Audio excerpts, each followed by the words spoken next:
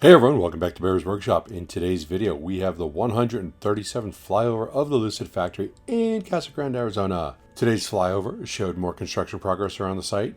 Paving is resuming on the south end employee parking lot, as we can see the machinery out there, and fresh asphalt has been laid. The stamping building is getting more walls and some outside pipes on the west end that were installed recently, and the number of cars in the shipping area has increased again. We haven't seen a car hauler in the last two visits, but that just means we may not have been there at the same time as them. The employee and the construction parking lots have got to be as full as we've ever seen them.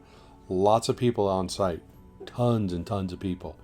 There's quite a lot going on. Also, we can see the rubber roof membrane is being installed on the body and white building, and everywhere we look, there's more and more action going on.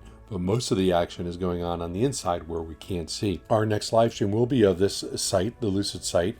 It'll be later in the week. And then next week we'll be following that up with, early in the week, we'll be doing a live stream of the Nikola site. And then, of course, my Tesla weekend and I will be doing an episode of Fast Charging with B&B next Tuesday at 4 p.m.